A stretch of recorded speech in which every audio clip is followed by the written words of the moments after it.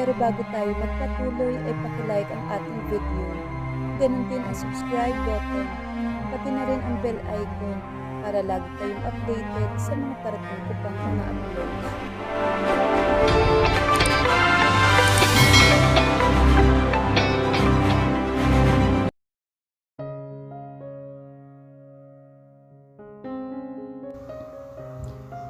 Si Olivia Morgan ay nasa kanya na ang lahat. Bilang pinakabatang anak ng dalawang maimpluwensyang pamilya, namuhay siya sa karangyaan at pribilehiyo. Ngunit isang nakakagimbal na gabi ang nagpabago sa lahat. Dahilan upang makilala siya bilang bumagsak na kahangahangang pianista. Sa kabila ng kabiguan, nakatagpo siya ng pag-asa sa kanyang buhay matapos pakasalan ang lalaking kanyang pinapangarap. Ang sikat na bilyonaryong si Alexander Carter, ang lalaking akala niya ay magmamahal at susuporta sa kanya nang walang katapusan. Siya ay isang tapat at mapagmahal na asawa. Ngunit iilan lamang ang nakakaalam na siya ay isang asawang hindi naman ginusto. Mahal niya ito. May mahal itong iba. Ibinigay niya ang lahat.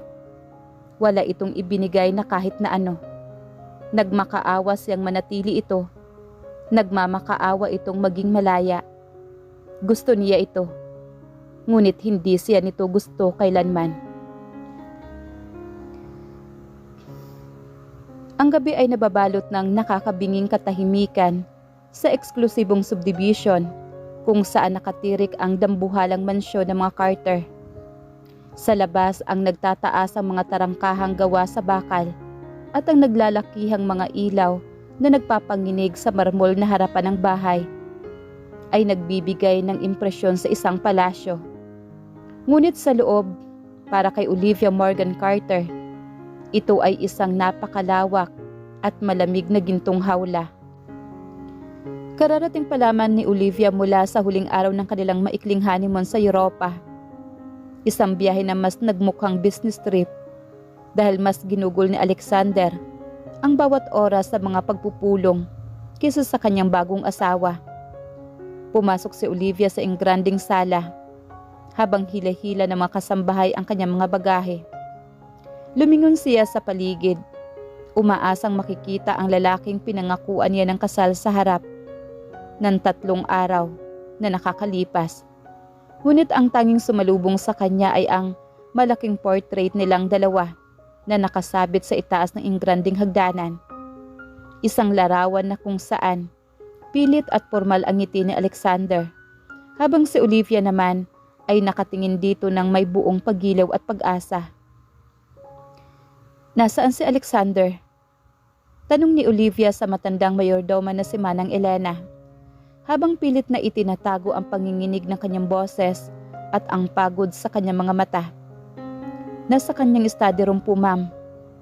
Kanina pa po pagkadating ninyo mula sa paliparan, ay dumiretso na po siya roon para sa mga papeles ng kumpanya. Magalang ngunit may halong awa na sagot na matanda. Alam ng lahat ng katulong sa bahay ang katotohanan, ngunit walang sino man ang may lakas ng loob na magsalita.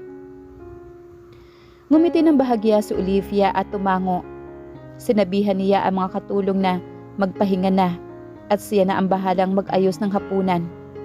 Ito ang pangarap niya noon pa man, ang maging isang tapat, maasikasong asawa kay Alexander Carter. Ang lalaking 7 taon na niyang minamahal sa katahimikan, bago pa man magbago ang takbo ng kanyang mundo. Ang sakripisyo sa kusina at ang mga sugat ng nakaraan. Sa malawak na modernong kusina, nagsimulang magluto si Olivia. Pinili niyang ihanda ang paboritong putahe ni Alexander, ang beef, na natutunan na niya sa mga sikat na chef sa Paris noong siya ay naglalakbay pa sa mundong iyon bilang isang tanyag na pianista.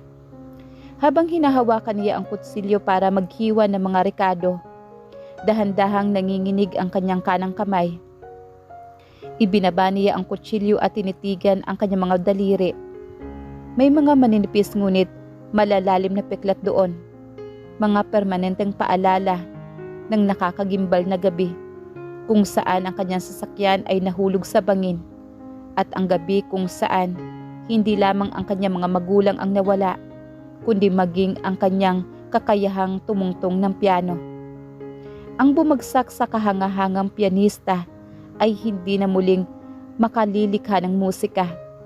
Ang mga daliri na dating nagdadala ng buhay sa bawat intablado ay halos wala ng pakiramdam. Pinalis ni Olivia ang isang patak ng luha na gumugulong sa kanyang pisngi. Huwag ngayon, Olivia. May bago ka ng buhay. May pag-asa ka na kay Alexander. Bulong niya sa sarili upang palakasin ang kanyang kalooban. Inabot niya ang mainit na sandok, ngunit dahil sa kawalan ng sapat na puwersa at pakiramdam ng kanyang mga daliri, nadulas ito. Ang kumukulong sarsa ay tumalsik at dumikit sa kanyang balat. Napasinghap siya sa pait ng paso, ngunit sa halip na dumaing o tumawag ng tulong, mabilis niya lamang itong hinugasan sa gripo at ipinagpatuloy ang pagluluto. Para kay Alexander, handa niyang tiisin ang anumang sakit, maging physical man o emosyonal. Eksaktong 10:00 ng gabi nang ihain ni Olivia ang pagkain sa mahabang hapagkainan, nakasya ang 20 tao. Ngunit 2 lamang silang uupo roon. Umakyat siya sa itaas. Bawat hakbang ay tila may kasamang kaba. Hanggang sa makarating sa pinto ng study room ni Alexander, kumatok siya ng marahan. Pasok. Ang malamig, baritono at walang emosyong boses mula sa loob. Binuksan ni Olivia ang pintuan at nakita si Alexander na nakasandal sa kanyang marangyang leather chair, nakasalamin at abala sa pag-aanalisa ng mga gratifikong pang-ekonomiya sa kanyang laptop. Napakagwapo nito sa kanyang navy blue na polo na nakatupi hanggang siko. Ngunit ang kahiyang mga mata nito ay walang kahit na anong init na makikita kapag tumitingin kay Olivia. Alexander, nakahanda na ang hapunan. Nagluto na ako ng paborito mo. Malambing na aya ni Olivia. Sinusubukang silipin ang mukha ng asawa. Hindi malang nag-angat ng tingin si Alexander. Mula sa binabasa, kumain ka na mag-isa, Olivia. Marami akong tinatapos na trabaho. At huwag mo na akong ipagluto sa susunod. May mga binabayaran akong chef at katulong sa mensyon na ito para gawin yan. Huwag mong sayangin ang oras mo. Lumapit si Olivia. Nilapitan ang distansya sa pagitan nila at dahang-dahang ipinatong ang kanyang kamay sa balikat ng asawa. Gusto kong gawin ito para sa'yo. Asawa mo ako, Alexander. Gusto kong maramdaman mo na may nag-aalaga sa'yo. Bago pa man niya matapos ang pangungusap, marahan ngunit pilit at mabilis na inalis ni Alexander ang kamay ni Olivia sa kanyang balikat. Tumayo ito at hinarap ang babae. Ang kanyang tangkad at ang kanyang malamig na presensya ay agad na nagdala ng mabigat na atmosfera sa silid. Asawa? Isang mapait at nakakatindig balahibong ngisi na gumuhit sa mga labi ni Alexander. Huwag nating lokohin ang isa't isa, Olivia. Alam mo kung bakit tayo kasal. Ang pamilya mo ay lubog na sa utang. Matapos ang aksidente at ang kumpanya ng mga Morgan ay tuluyang babagsak at makukulong ang mga natitira mo pang kamag-anak kung hindi ko sinalo ang shares ninyo. Ang kasal na ito ay isang transaksyon, isang peraso ng papel. Pero mahal kita, Alexander. Noon pa man, bago pa mangyari ang trahedya, bago pa mawala ang lahat sa akin. Pag-amin naman ni Olivia, habang ang kanyang boses ay nagsisimula na mabasag at ang mga luha ay nagbabadya ng pumatak. Tinitigan siya ni Alexander ng diretso sa mga mata. Walang galit, walang puot, ngunit ang mas masakit para kay Olivia, wala siyang nakitang kahit na anong pakialam.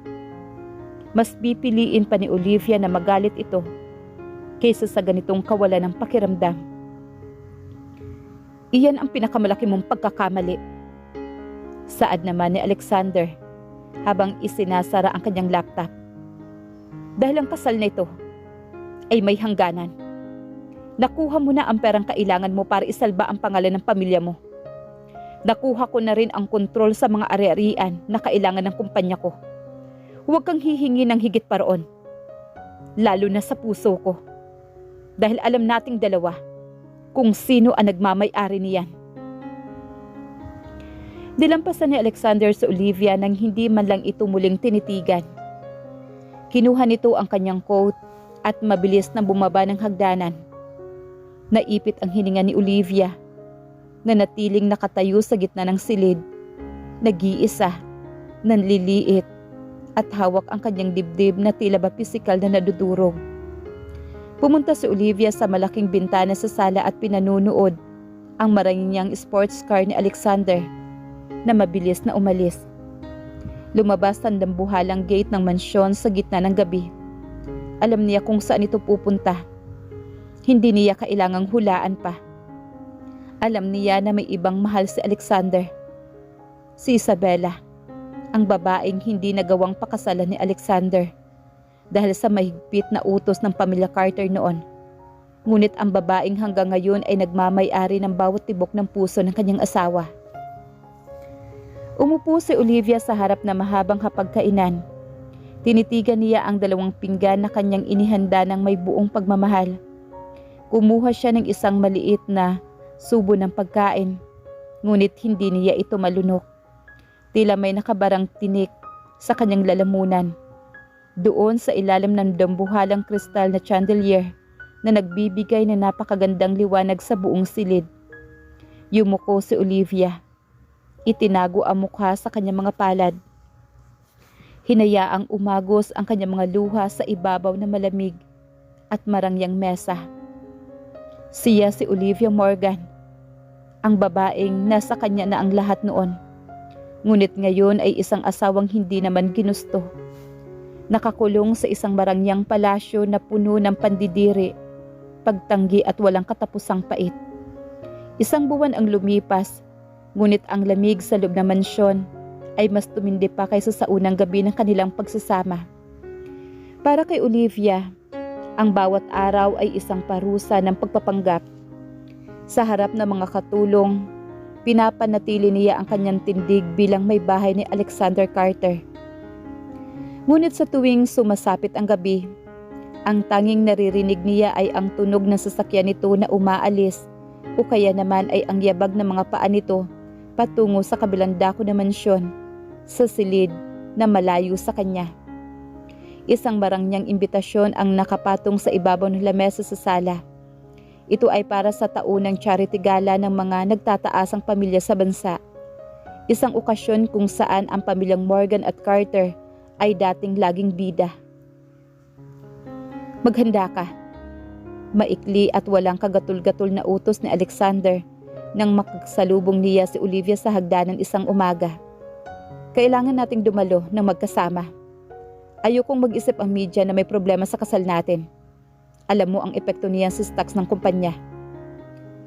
Susundin ko ang gusto mo, Alexander.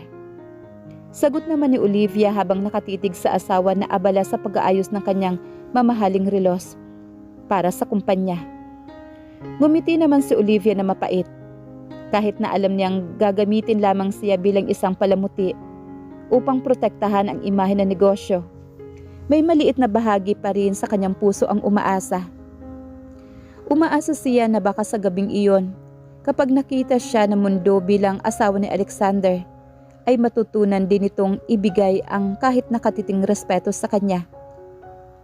Ang ingranding ballroom ng isang 5 bilyang hotel ay napupuno ng tunog na marahang musika, tawanan, violin, mayayaman at kislap ng mga kamera ng media. Hawak ni Olivia ang bisig naman ni Alexander habang naglalakad sila sa gitna ng bulwagan. Nakasuot si Olivia ng isang napakagandang emerald green na kasuotan na gawa ng isang sikat na designer. Ngunit ang kanyang mukha ay tila maputla. Ang kanyang kanang kamay na nakatago sa likod ng tela ay bahagyang nangangatog. Habang nakikipag-usap si Alexander sa mga business partners nito, biglang tumahimik ang paligid ng minto ng ballroom. Lumingon ang mga tao at kasabay niyon Ang marahang pagpikit ng mga mata ni Alexander. Isang reaksyon na hindi nakaligtas sa pansin ni Olivia. Isang babae ang pumasok. Nakasuot ito ng isang simpleng puting gown. Ngunit ang kanyang ganda ay kapansin-pansin at may dalang kakaibang ningning. Siya si Isabella Vance, ang unang pag-ibig ni Alexander. Ang babaeng umalis patungong Amerika 5 taon na ang nakakaraan upang ituloy ang kanyang karera at ngayon naman ay nagbabalik na mas matagumpay, mas makapangyarihan at mas handang bawiin kung ano ang nasa kanya. Dahan-dahang lumapit si Isabella sa direksyon ni Alexander at Olivia. Ang bawat hakbang nito ay tila ba tunog ng orasan na nagbabadya ng katapusan ng natitirang kaligayahan ni Olivia. Alexander, it's been a while. Malambing na bati naman ni Isabella na tila ba walang ibang tao sa paligid. Ang kanyang mga mata ay nakatitig lamang sa mukha ng lalaki. Isabella. Tugon naman ni Alexander. Ang kanyang boses na dati ay laging malamig at matigas kapag kausap si Olivia ay biglang nagkaroon ng init, pait at matinding emosyon. Bumalik ka na. Hinarap ni Isabella si Olivia na may kasamang plastik na ngiti. At ikaw pala si Olivia. Balita ko, ikaw na ang bagong Mrs. Carter. Sayang ang nangyari sa mga kamay mo, Olivia. Dati, fan mo ako kapag tumutugtog ka ng piano. Ngayon, mukhang iba na ang tinutugtog mo. Ang mga salita ng Isabella ay tila mga palaso na direktang bumabaon sa puso naman ni Olivia. Ngunit ang mas masakit ay ang kawalan ng aksyon mula kay Alexander. Nanatili itong nakatayo sa tabi ni Olivia. Walang salitang lumalabas sa bibig nito upang ipagtanggol ang legal na asawa. Sa halip, ang mga mata ni Alexander ay patuloy na nakatitig kay Isabella nang may matinding pangungulila sa mga mata. Hindi nagtagal nagsimula ang sayawan. Lumapit si Isabella kay Alexander at inilahad ang kanyang kamay. Maari ko bang isayaw ang matalik kong kaibigan, Mrs. Carter?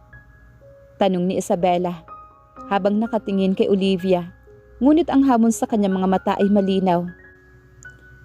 Bago pa man makasagot si Olivia, binitawan na ni Alexander ang kanyang pagkakahawak sa bisig ng asawa.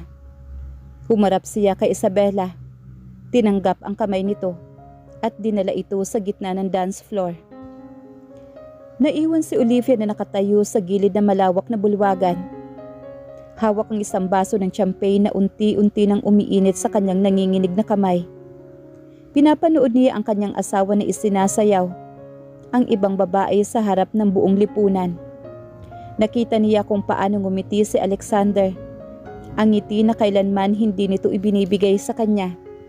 Sa loob ng isang buwang pagsasama nila, nakita niya kung paano idinikit ni Alexander ang mukha nito sa buhok ni Isabella, habang bumubulong ng mga salitang para sa kanila lamang. Nagsimulang magbulungan ang mga tao sa kanyang paligid. Tingnan mo si Olivia Morgan. Ang galing niyang pianista noon, pero ngayon mukhang naging panakip-butas na siya. Kinasal lang naman si Alexander sa kanya dahil sa utang ng pamilya Morgan, hindi ba? Kawawa naman. Legal na asawa, pero mukhang multo lang sa tabi. Ang bawat bulong ay tila hampas ng latigo sa dangal ni Olivia. Hindi na niya kaya. Dahan-dahan siyang tumalikod. Iniwan ang marangyang pagtitipon at naglakad patungo sa balkonahe kung saan madilim at walang tao doon. Sa ilalim ng malamig na hangin ng gabi, niyakap ni Olivia ang kanyang sarili habang ang kanyang mga mata ay napupuno ng luha. Napagtanto niya na kahit anong gawin niya ang pag-aalaga, kahit anong ganda ng suot niyang gown, at kahit isuot niya ang pinakamahal na apelyido sa bansa, mananatili lamang siyang isang anino na nakaraang hindi kailanman mamatay-matay sa puso ni Alexander. 2 linggo matapos ang naganap na charity gala, mas naging madalas ang pagbisita ni Isabella sa mga aktibidades na kinasasangkutan ng pamilya Carter. Dahil sa kanyang impluwensya sa alta na silipunan at sa pagiging malapit nito sa ina ni Alexander na si Doña Aurora, nagawa ni Isabella na mag-organisa ng isang eksklusibong pagtitipon sa mismong mansyon ng mga Carter. Isang gabi ng high society wine tasting na kumustahan ang mga kilalang pamilya. Si Olivia bilang asawa ng may-ari ng bahay ay walang nagawa kundi ang mag-asikaso.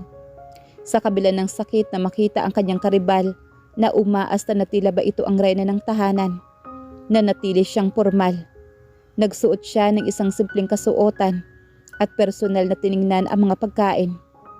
Habang nagtatawanan ang mga bisita sa malawak na sala, nahagip ng paningin ng lahat ang isang dambuhalang grand piano na nakalagay sa gitna ng silid. Ito ay isang mamahaling instrumento na matagal nang natatakpan ng mamahalin na tela. Isang piano na walang sinumang pinanghihintulutang humawak mula nang mawala ng kakayahan si Olivia. Nagkatinginan si Isabela at ang kanyang mga kaibigang. Isang mapanuring ngiti ang sumilay sa labi ng mga ito. Alam na ninyo, nakakamiss din ang lumang panahon, hindi ba? Malakas na saad naman ni Isabela upang makuha ang atensyon ng lahat. Partikular na kay Alexander na nakatayo malapit sa bar at nakikipag-usap sa kanyang mga business partners. Narito sa atin ang dating tinaguriang pinakamagaling na tumutugtog ng piano, si Olivia. Hindi ba't saya naman ang magandang piano na yan? Kung nakatago lang, bakit hindi kami ang tugtugan ng kahit isang maikling himig lang? Biglang tumahimik naman ang buong silid. Ang mga bulungan ay tila ba dahang-dahang huminto. Lahat na naroroon ang nangyayari sa aksidente ni Olivia. Alam nila na ang kanyang mga kamay ay napinsala at hindi na kailanman makakatugtog pa ng maayos. Ang hamon ni Isabela ay hindi iisang kahilingan. Ito ay isang sadyang pang-uuyam at lantarang pampamahiya sa kanya. Nabitawan naman ni Olivia ang hawak niyang baso ng cocktail. Napatingin siya kay Isabela at nakita niya ang tagumpay sa mga mata nito. Dahan-dahang lumapit ang tingin ni Olivia kay Alexander. Hinanap ng kanyang mga mata ang kanyang asawa. Umaasa siya. Nagmamakaawa ang kanyang mga mata na sana sa pagkakataong ito ay magsalita si Alexander. Kahit isang salita lang para ipagtanggol ang kanyang dangal bilang asawa. Pakiusap, Alexander. Pigilan mo sila. Ang tahimik na panalangin sa isipan ni Olivia. Subalit na natiling nakatayo si Alexander. Hawak ang kanyang baso ng whiskey. Tumingin ito kay Olivia na may malamig at blankong ekspresyon. Walang galaw, walang salita. Ang kanyang katahimikan ay tila isang hatol ng kamatayan. Sa natitirang kumpiyansa ni Olivia. Para kay Alexander, ang usaping ito ay mababaw na laro lamang ng mga kabaihan na hindi kailangang pakialaman ng isang bilyonaryong katulad niya. Oo nga naman, Olivia, isang kanta lang para naman mabuhay ang mansyong ito. Gatong pa ng isa sa mga kaibigan ni Isabela na may kasamang mahinang pagtawa. Upang hindi magmukhang kaawa-awa at upang patunayan na may tapang siyang natitira, dahang-dahang naglakad si Olivia sa gilid ng silid na iyon. Bawat hakbang niya ay tila may kasamang bigat. Hinila niya ang tela na natatakpan ng piano at tumambad ang makintab na itim na kahoy nito. Umupo siya sa silya. Itinaas niya ang kanyang nanginginig na mga kamay at ipinatong ang kanyang mga daliri sa mga puti at itim. Tinitingnan niya ang mga peklat sa kanyang pulsuhan. Huminga siya ng malalim at sinubukang pindutin ang mga unang nota ng isang pamilyar na klasikal na piraso. Ngunit sa sandaling bumaon ang kanyang mga daliri, isang matinding kirot ang gumuhit mula sa kanyang palad patungo sa kanyang braso. Ang kanyang kanang kamay ay biglang nanigas. Ang tunog na lumalabas sa piano ay hindi isang magandang musika, kundi isang sintonado, basag at magulong ingay. Napabitaw naman si Olivia. Ang tunog ay umaalingaw-ngaw sa buong mansyon. Kasunod ng isang nakakabinging katahimikan mula sa mga bisita na sino naman ng mga mahihinang hagikik at bulungan ng mapanukso. "Oh my, I'm sorry. Hindi ko alam na ganyan ka pala kalala." Maunawaing sabi naman ni Isabela, ngunit ang kanyang boses ay puno ng sarkasmo. Sana hindi ko na lang hiniling. Hindi na nakayanan pa ni Olivia ang bigat ng kahihiyan, ang pait ng panlilibak, at higit sa lahat, ang kawalan ng pakialam ng kanyang asawa. Tumayo siya mula sa silya ng piano. Nabangga pa niya ang isang maliit na lamesa sa kanyang dahil sa kanyang pagmamadali, at tumakbo patungo sa pinto ng mansyon. "Olivia!" Tawag naman ni Manang Elena na nag-aalala, ngunit lumingon ang dalaga. Binuksan ni Olivia ang dambuhalang pintuan at tumakbo papalabas. Sa kamalasan, ang langit ay sumabay sa kanyang nararamdaman. Isang malakas na bagyo ang bumuhos ng gabing iyon. Sa kabila ng madilim at basang gabi, patuloy na tumatakbo si Olivia sa malawak na hardin na mansyon.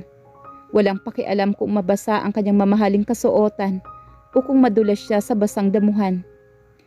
Nadapa siya malapit sa fountain. Doon sa ilalim ng bumubuhos na ulan, hinayaan ni Olivia na humalo ang kanyang mga luha sa tubig ulan. Niyakap niya ang kanyang sarili habang ang kanyang buong katawan ay nangangatog sa lamig at sa tindi ng emosyon.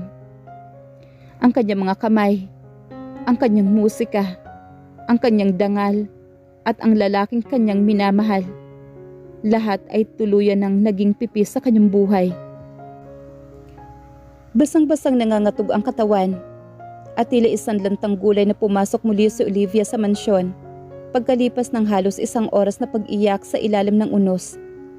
Ang mga bisita ay nag-alisa na.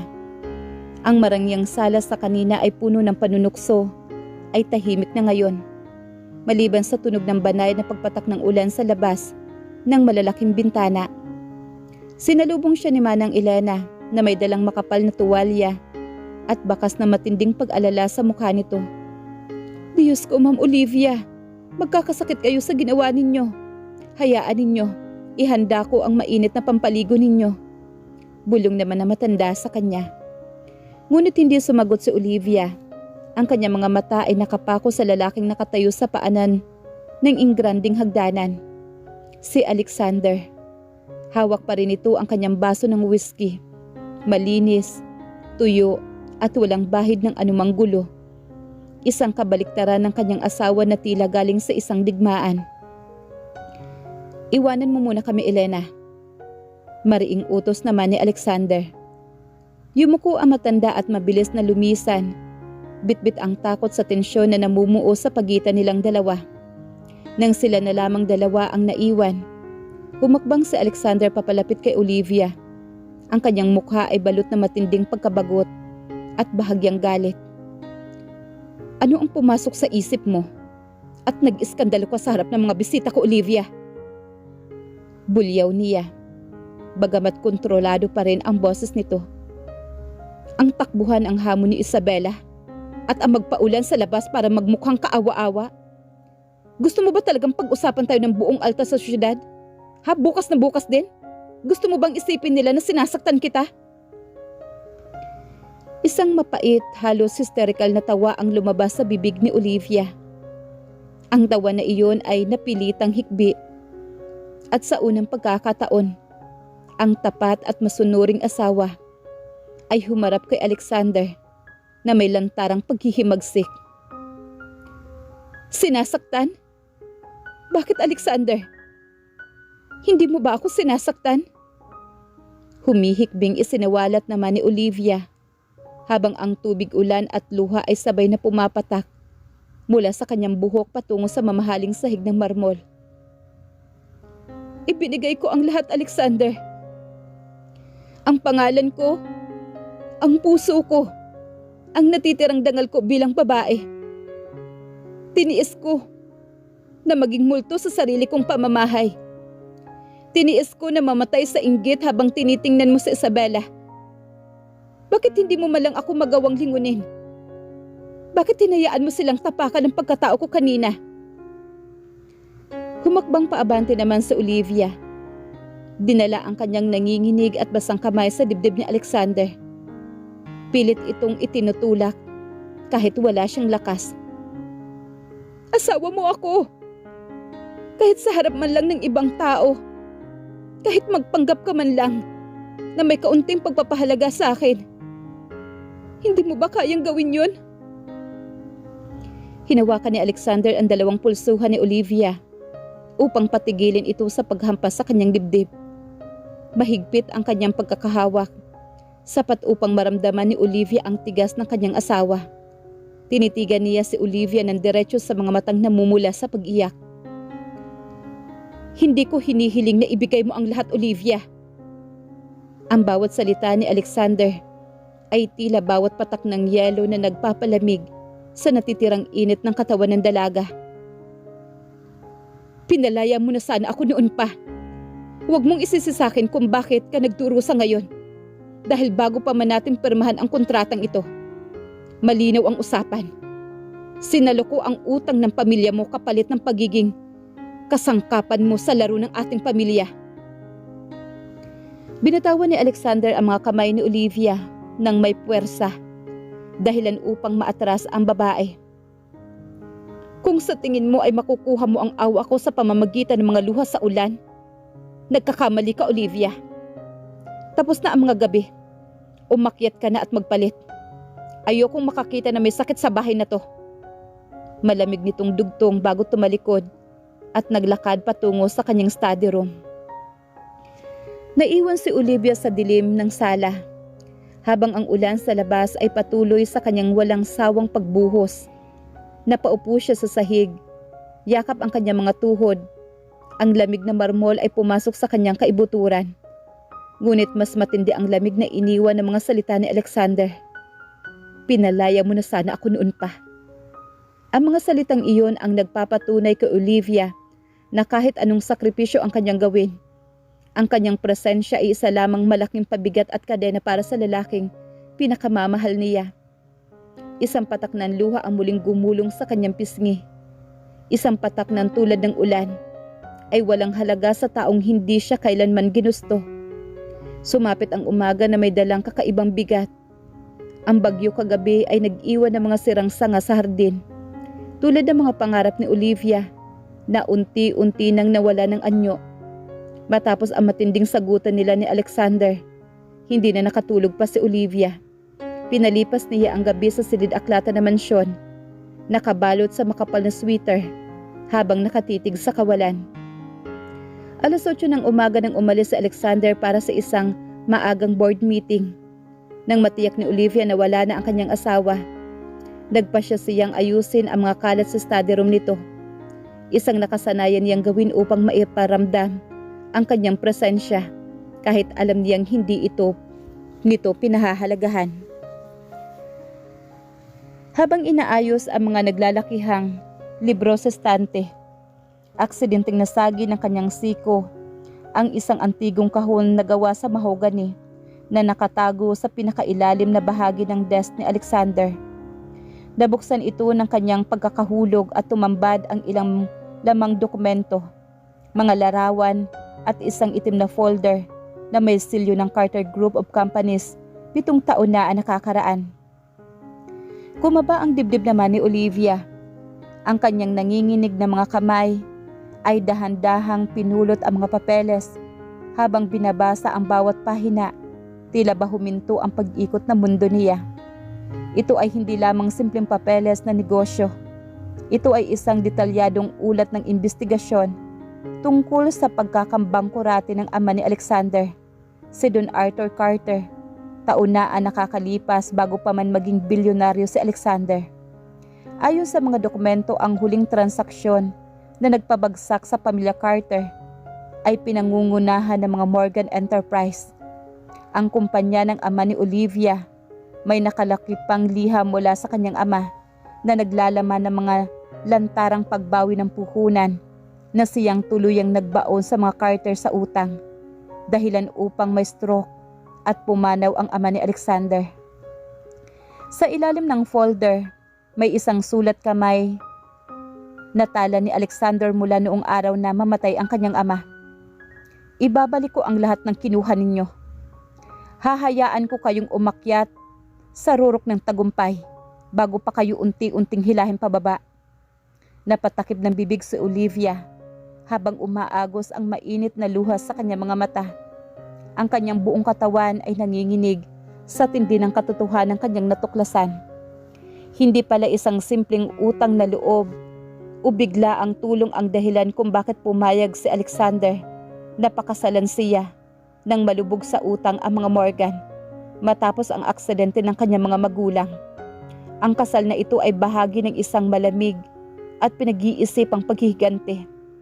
Hinayaan ni Alexander na mawalan ng lahat si Olivia at nang walang-wala na ito, nagkunwari siyang tagasagip upang itali si Olivia sa kanyang tabi. Hindi upang mahalin, kundi upang unti-unting saktan at panuurin ang huling natitirang Morgan na nagmamakaawa sa kanya araw-araw. Kaya pala, bulong ni Olivia sa gitna ng kanyang paghagulhol. Kaya pala kahit anong gawin ko, galit siya sa akin. Ang pamilya ko ang sumira sa buhay niya. Ang puso ni Olivia ay tuluyang nadurog sa pinakamalalim na paraan. Ang lalaking 7 taon na niyang minamahal sa katahimikan.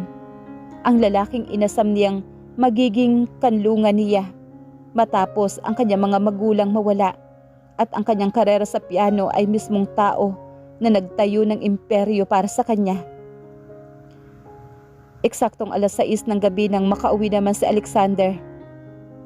Pumasok siya sa study room at natagpuan si Olivia na nakaupo sa sahig. Namumugto ang mga mata at hawak ang itim na folder. Saglit na natigilan si Alexander, ngunit mabilis ding bumalik ang kanyang malamig at matigas na mukha.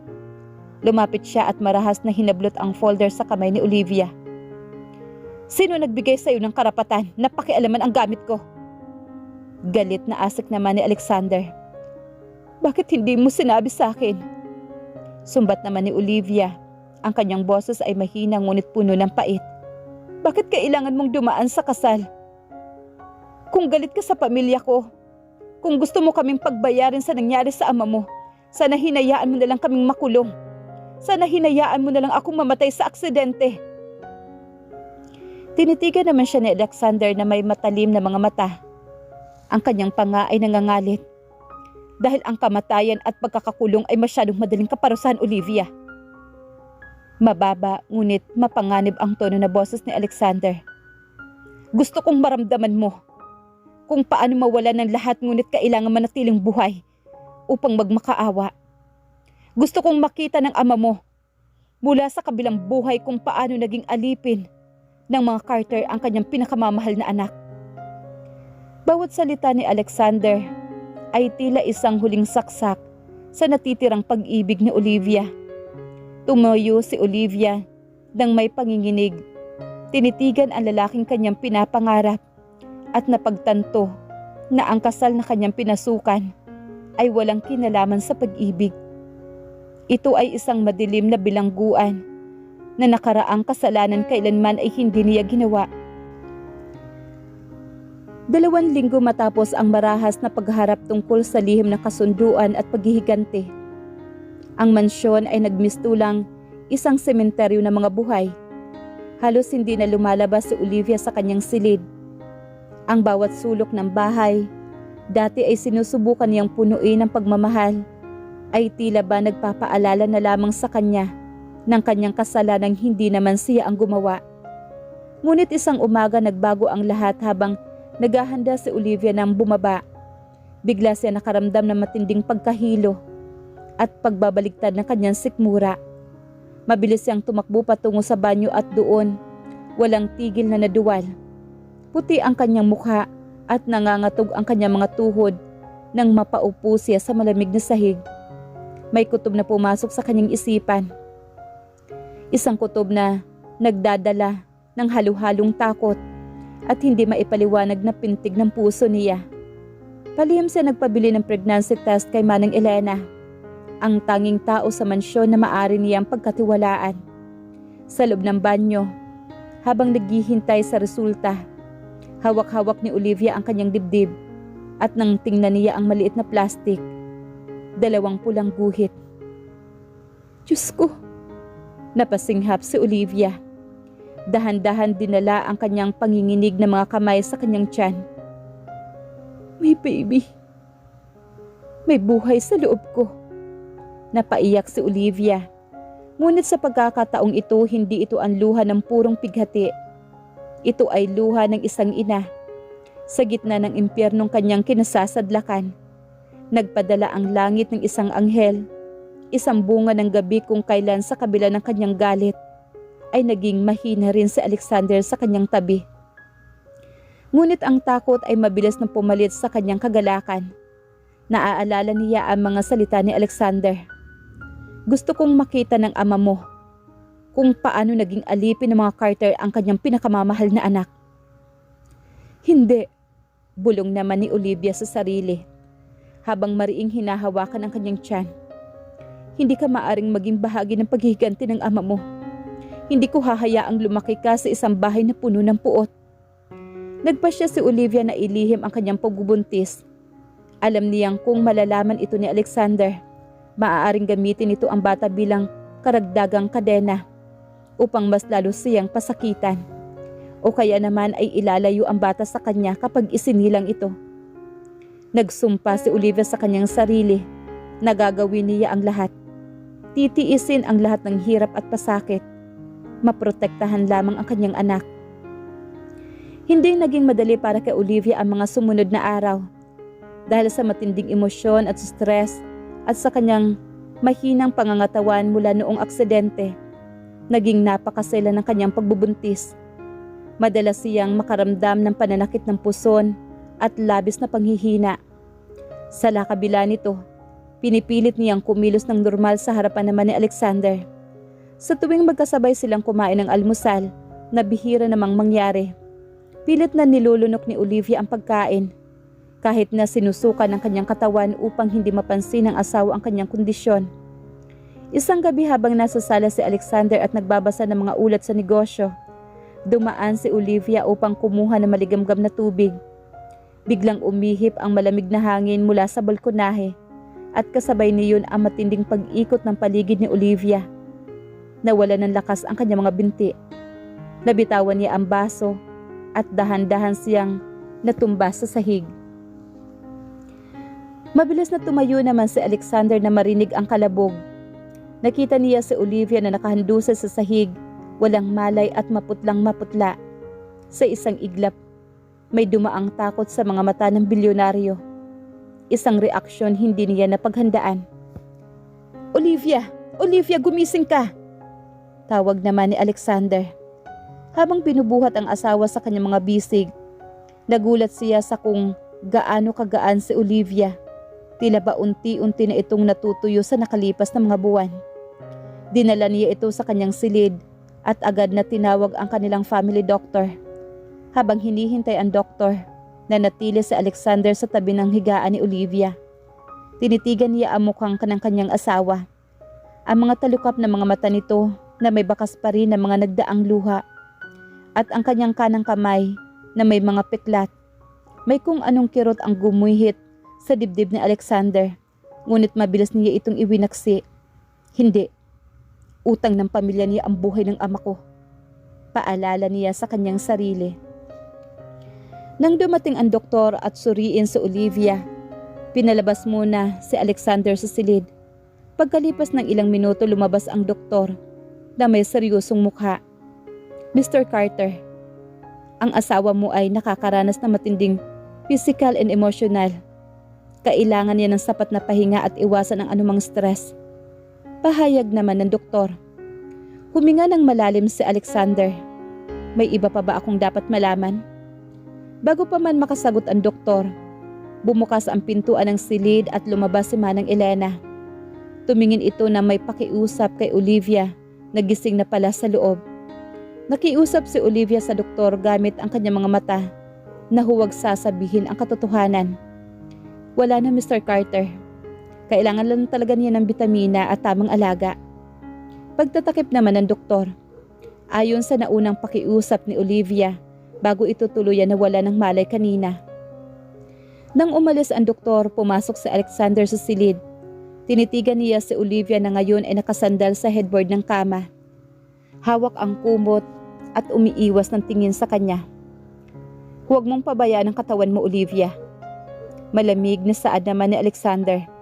Ayokong isipin ng tao na pinababayaan kita sa mansyong ito. Kung kailangan mo ng doktor, tumawag ka. Ngunit huwag mong aasahan na ako ang mag-aalaga sa'yo. Tumango lamang si Olivia. Hindi tumitingin sa asawa. Habang dahan-dahan sumasara ang pintuan kasabay ng pag-alis ni Alexander, dinala muli ni Olivia ang kanyang kamay sa kanyang tiyan. Lalaban tayo, anak. Kakayanin ni Mami ang lahat para sa'yo. Bulong niya sa dilim ng silid. Handang magtiis sa bawat pananakit at pagtanggi. Maging ligtas lamang ang natitirang pag-asa ng kanyang buhay. Ang pagpapasya sa gitna ng paghihina. 4 na buwan na ang lumipas mula nang malaman ni Olivia ang tungkol sa kanyang pagbubuntis. Sa kabila ng kanyang maselang kalagayan, nagawa niya itong itago sa tulong ni Manang Elena. Malalaking sweater at maluluwag na kasuotan ang kanyang isinusuot upang hindi mapansin ang dahan-dahang pagbabago ng kanyang katawan. Ngunit ang bawat araw ay tila mas mabigat kaysa sa nauna. Ang kanyang puso ay pagod na sa pagpapanggap at ang kanyang katawan ay unti-unti nang bumibigay sa tindi ng emosyon. Isang gabi habang nakatitig sa salamin, hinaplos ni Olivia ang kanyang tiyan na ngayon ay may unti-unti ng umbok. Doon niya napagtanto ang isang katotohanan. Hindi siya maaring manatili sa mansyong ito magpakailanman. Kung nais niyang lumaking ligtas at malayo sa puot ang kanyang anak, kailangan niyang lumayo kay Alexander. Nakahanda na siya. Handa na siyang bitawan ang lalaking 7 taon niyang minamahal. Dahil sa pagkakataong ito, mas matimbang na ang pag-ibig niya sa kanyang anak. Eksaktong 12:00 ng gabi nang makauwi si Alexander. Ngunit sa halip na dumiretso sa kanyang study room, tulad ng kanyang nakasanayan, pumasok siya sa sala kung saan nakaupo si Olivia sa dilim. Ang tanging liwanag nagmumula sa isang maliit na lampshade. May dalang bitbit na itim na leather briefcase si Alexander. Ang kanyang mukha ay mas seryoso, mas matigas, at walang bahid ng anumang pag-alinlangan. Lumapit siya sa lamesa sa tapat ni Olivia at lantarang inilapag ang 2 piraso ng puting papel. Sa itaas ng pahina, malalaki at malinaw ang mga salita. Petition for mutual dissolution of marriage divorce. Huminto ang tibok ng puso ni Olivia. Bagamat alam na darating ang araw na ito, tinitigan niya ang mga papeles bago dahang-dahang inangat ang tingin sa kanyang asawa. Ano ito, Alexander? Bagamat alam na niya ang sagot, nais pa ring marinig ng kanyang mga tainga ang hatol. Mga papeles ng diborsyo. Malamig na tugon naman ni Alexander. Habang isinusuksok ang kanyang mga kamay sa bulsa ng kanyang pantalon. Tapos na ang kontrata natin, Olivia. Ang mga shares ng pamilya Morgan ay tuluyan ng nailipat sa Carter Group. Ang mga utang ng mga kamag-anak mo ay bayad na. Nakuha mo na ang proteksyon ng pangalan ko at nakuha ko na ang hustisyang kailangan ko. Wala na tayong dahilan para magpanggap pa. Humakbang paabante naman sa Alexander. Ang kanyang boses ay tila ba walang kahit na anong emosyon para sa mga buwang ipinagsama nila sa ilalim ng iisang bubong. Inayos ko na rin ang lahat ng mga ari-arian na maiiwan sa'yo. Isang mansyon sa probinsya at sapat na pondo sa bangko upang mabuhay ka ng marangya sa natitirang bahagi ng buhay mo. Hindi kita pababayaang maghirap dahil ayokong sirain ng media ang pangalan ko. Ngunit pakiusap, hayaan mo na akong maging malaya, Olivia. Hayaan mo na akong maging malaya. Ang mga salitang iyon ang umaalingaw-ngaw sa isipan ni Olivia. Naalala niya kung paano siya nagmakaawa noon na manatili ito. Kung paano niya ibinigay ang lahat ng kanyang pagkatao para lamang mahalin siya nito. Ngunit sa pagkakataong ito, walang luha na pumapatak sa mga mata niya. Ang kanyang mukha ay kalmado. Isang kalmadong nagmumula sa isang pusong tuluyan ng sumuko. Tiningnan ni Olivia si Alexander. Nakita niya ang pagmamadali sa mga mata ng lalaki. Alam niya na sa sandaling mapirmahan ang papel na ito, handa ng pakasalan ni Alexander sa Isabela. Dahan-dahang tumayo si Olivia. Inabot niya ang mamahaling panulat na nakapatong sa ibabaw ng mga papeles. Tiningnan niya ang kanyang kanang kamay, ang may peklat na kamay na dating lumilikha ng magagandang himig. Nanginginig ang kanyang mga daliri, ngunit pinilit niyang maging matatag. Hindi mo na kailangan magmakaawa para sa kalayaan mo, Alexander. Mahina ngunit malinaw ang boses ni Olivia. Kung ang presensya ko ang nagpapabigat sa buhay mo, ibibigay ko sa iyo ang hiling mo. Ipinatong ni Olivia ang dulo ng panulat sa papel. Sa bawat titik ng kanyang pangalan na kanyang isinusulat, Olivia Morgan, ay tila ba binubura ang 7 taon ng kanyang buhay na sinayang niya sa pagmamahal sa isang taong hindi siya kailanman binalingan nito. Matapos permahan ang unang kopya, isinunod niya ang ikalawa. Nang matapos ay dahan-dahan niyang ibinaba ang panulat at iniurong ang mga papeles pabalik naman kay Alexander. Ayan na ang kalayaan mo, Alexander Carter. Sana mahanap mo ang kaligayahang hindi ko kayang ibigay sa iyo. Saad naman ni Olivia bago tumalikod upang umakyat sa kanyang silid. Natigilan naman si Alexander. Inaasahan niyang iiyak si Olivia, magsusumbat o magmamakaawa tulad ng dati. Ngunit ang kakaibang katahimikan, ang tatag na ipinapakita ng babae, ay nag-iiwan ng isang hindi maipaliwanag na bigat sa kanyang dibdib. Tinitigan niya ang perma ni Olivia sa papel. Isang perma ng nagmamarka ng opisyal na pagtatapos ng kanilang ugnayan. Ngunit nag-iiwan ng isang malaking katanungan sa kanyang puso kung bakit tila may bahagi sa kanya ang biglang nakaramdam ng matinding kawalan. 1 linggo na lamang ang natitira bago tuluyang iwanan ni Olivia ang mansyon ng mga Carter habang pinoproseso ng mga abogado ang mga papeles ng diborsyo. Nanatili si Olivia sa isang silid at maliit na kwarto sa ikalawang palapag. Ang kanyang mga gamit ay nakaimpak na sa mga kahon. Walang marangyang alahas o mamahaling damit siyang dinala. Tanging ang kanyang mga lumang tungkol sa musika at ilang simpleng kasuotan ang kanyang itinabi. Isang hapon nakatanggap ng tawag si Alexander mula sa kanyang sekretarya. May kailangang siyasatin sa isa sa mga lumang pag-aari ng pamilya Carter. Isang rest house na ginagawa ng imbakan ng mga antigong kagamitan at dokumento na negosyo. Dahil abala si Alexander sa isang malaking merger, nagpasya naman si Olivia na siya na ang pupunta roon upang tapusin ang huling obligasyon niya bilang asawa, ang mag-ayos ng mga lumang papeles ng pamilya Morgan na nandoon pa. Hindi alam ni Olivia na ang gabing iyon ang magiging pinakamadilim na bahagi ng kanyang buhay. Sumapit ang 8:00 ng gabi.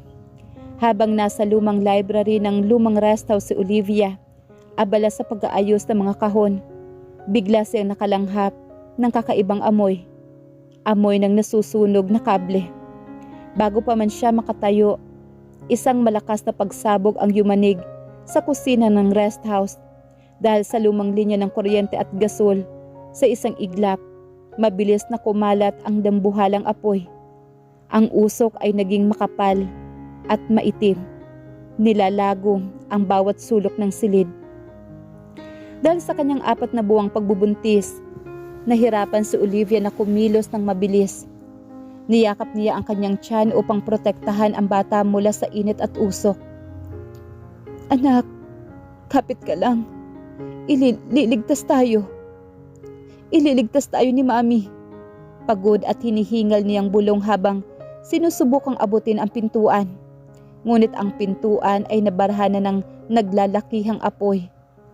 Sa labas, mabilis na dumating ang mga bumbero at ang sasakyan ni Alexander, kasama si Isabella, na sumama dahil galing sila sa isang hapunan. Nang makita ni Alexander ang naglalakihang apoy, isang matinding takot ang rumihistro sa kanyang mukha. Olivia! Nasa loob si Olivia! Sigaw naman ni Alexander. Tatakbo sana siya pumasok ngunit Pinigilan siya ng mga bumbero. Sa kabilang dako, isang bahagi ng kisame sa balkonahe ang bumagsak malapit sa kinaroroonan ni Isabela na nakatayo malapit sa gate. Dahil sa takot, natisod si Isabela at nadaganan ang kanyang binti ng isang maliit na sanga na may apoy. Sumigaw ito sa takot. "Alexander! Tulungan mo ako! Hindi ko kayang gumalaw!" Hysterical na iyak naman ni Isabela. Natigilan naman si Alexander. Tumingin siya sa nabuhalang apoy sa loob kung nasaan si Olivia. At tumingin siya kay Isabela na umiiyak sa labas. Sa sandaling iyon, ng matinding krisis sa kanyang utak, ay binalot ng takot para sa kanyang unang pag-ibig. "Iligtas ninyo ang asawa ko sa loob! Pumasok kayo!" Utos ni Alexander sa mga bumbero, habang siya naman ay mabilis na tumakbo patungo kay Isabela upang buhatin ito papalayo sa panganib. Sa loob ng nasusunog na library, nakadikit si Olivia sa may bintana.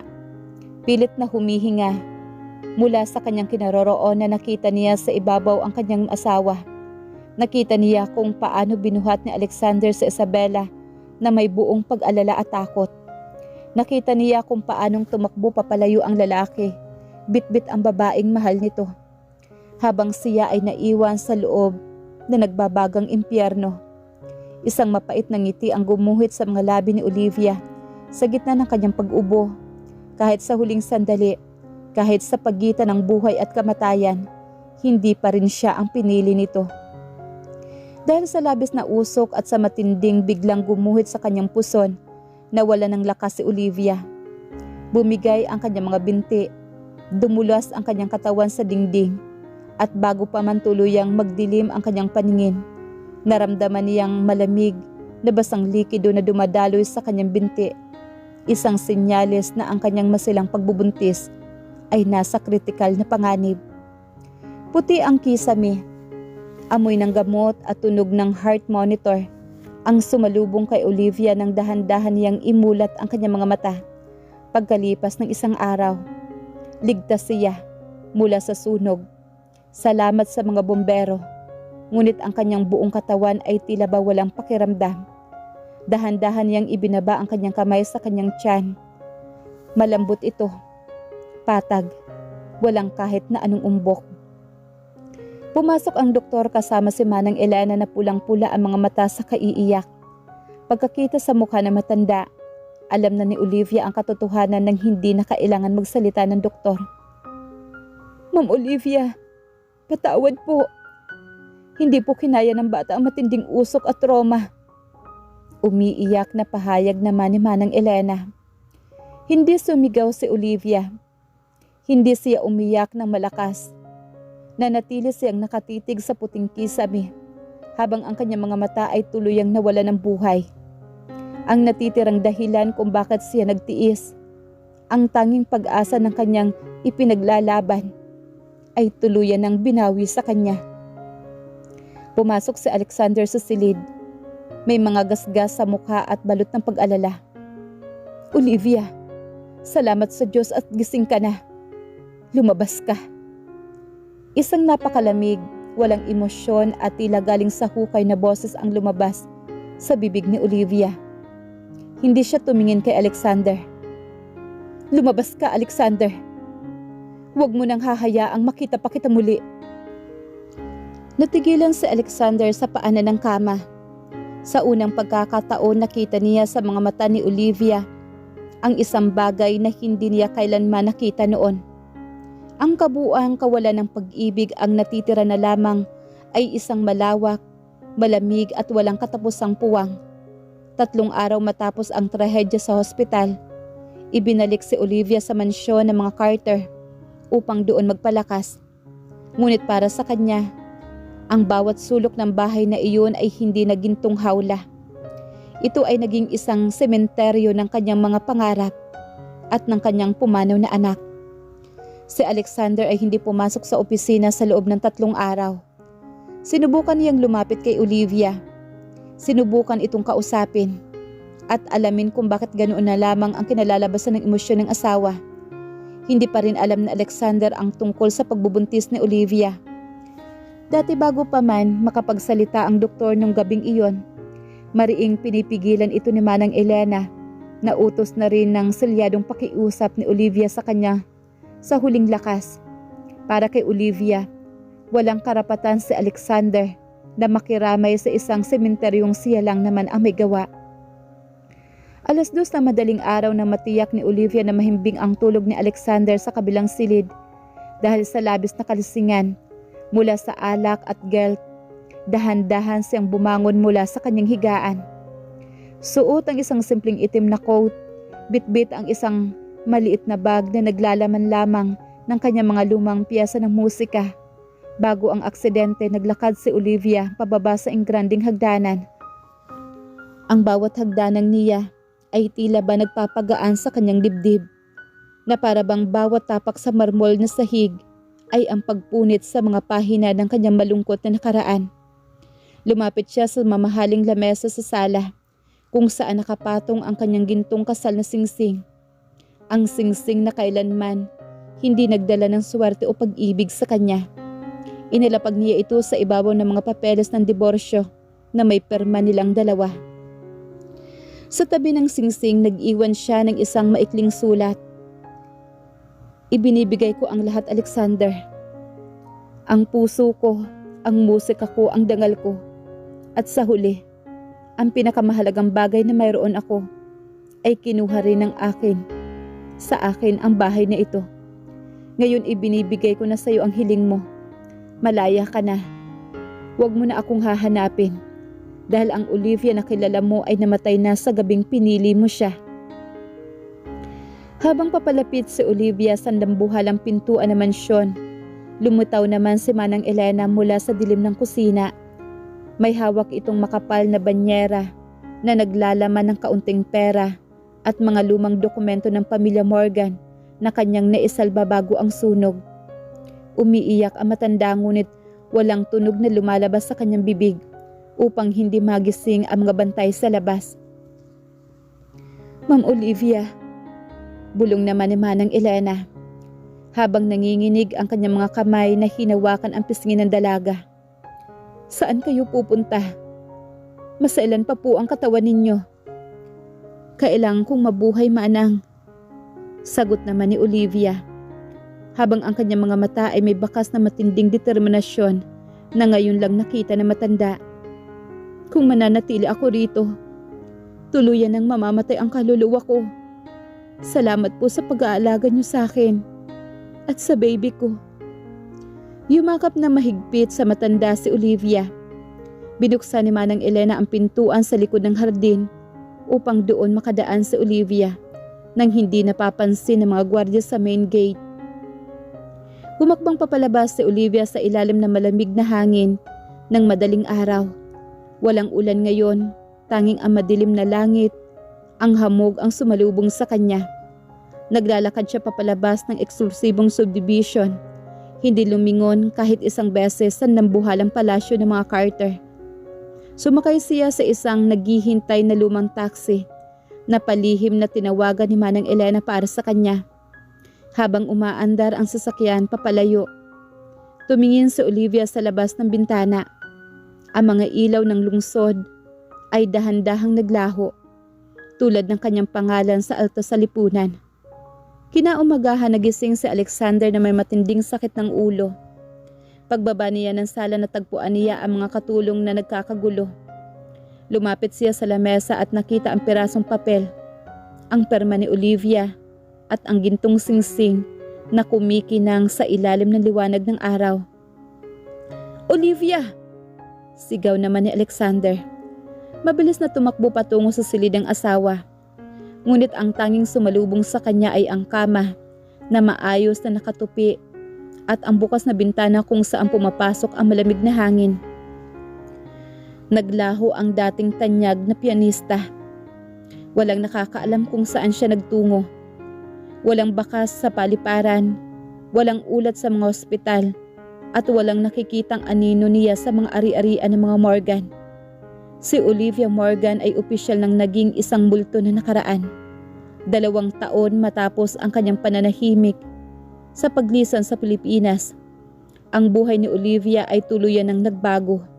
Nagbago ang anyo. Malayo sa Marangya ngunit nakakalasong alta sa lipunan ng Maynila. Natagpuan niya ang kanyang kanlungan sa Paris, sa France. Ang lungsod kung saan ang sining at musika ay hindi sandata ng paghihigante, kundi instrumento ng paghilom. Isang maliit na payak ngunit napakagandang music school sa gilid ng isang misteryosong guro na nagngangalang Via ang unti-unting nakikilala. Siya si Olivia. Wala na ang mahabang sweater na nagtatago sa kanyang panghihina at wala na ang takot sa kanyang mga mata. Ang kanyang buhok ay gupit na ng maikli. Mas sumasabay sa kanyang masiglang ngunit kalmadong aura. Hindi na siya ang bumabagsak na pianista na pinagbubulungan ng lahat. Ngayon siya ay isang guro na nagtuturo ng kanyang mga batang may kapansanan at mga ulila kung paano tumugtog na musika gamit ang puso, hindi lamang ang mga kamay. Sa loob ng silid-aralan nakaupo si Olivia sa harap ng isang simpleng piano habang pinapaligiran ng 5 bata. Sa kanyang tabi ay isang batang lalaki na bulag na nagngangalang Lucas. Dahang-dahang itinaas ni Olivia ang kanyang kanang kamay. Ang mga manipis na peklat sa kanyang pulsuhan at mga daliri ay naroroon pa rin. Mga permanenteng marka ng kanyang nakaraan. Ngunit hindi na niya ito ikinahihiya. Ginagamit niya ang kanyang kaliwang kamay upang tumugtog ang pangunahing melodiya habang ang kanyang kanang kamay ay dahan-dahang marahang sumasabay upang magbigay ng malambot na saliw. Isang simpleng ngunit napakaganda. Ang umaalingaw-ngaw sa silid. Ang kanyang pagtugtog ay hindi perpekto tulad ng isang henyo noon. Ngunit may dala itong lalim ng emosyon na kayang magpaiyak ng sinumang makikinig. Magaling, Lucas! Malambing na puri ni Olivia. Sabay haplo sa buhok ng bata nang matapos ang kanta. Ang musika ay hindi nakikita ng mga mata at hindi sinusukat ng lakas ng mga kamay. Basta nararamdaman ng puso mo ang bawat nota, makakalikha ka ng sarili mong mundo. Madam Via, ang ganda po ng kanta ninyo. Parang may kayakap akong anghel. Nakangiting sagot ng bata. Napangiti naman si Olivia. Ngunit may isang mabilis na pait na dumaan sa kanyang mga mata. Sa tuwing maririnig niya ang salitang anghel, naaalala niya ang kanyang anak na hindi man lang niya nailabas sa maliwanag na mundo. Ngunit ang sakit na iyon ay hindi na tulad ng dati na nagpapaiyak sa kanya sa dilim. Ito ay naging lakas na niya upang protektahan at mahalin ang mga batang tulad ni Lucas. Natututo na siyang hawakan ang sarili niyang tadhana. Matapos ang klase, lumabas si Olivia sa balkonahe ng paaralan. Hawak isang tasa ng mainit na tsaa. Pinapanood niya ang paglubog ng araw na nagbibigay ng gintong kulay sa kalangitan ng Paris. Sa nakalipas na 2 taon, sa tulong ng mga natitirang pondo na palihim na iniligtas para sa kanya ng kanyang pamilya sa ibang bansa bago ang aksidente, nagawa niyang tumayo sa sarili niyang mga paa. Nag-undergo siya ng physical therapy para sa kanyang kamay.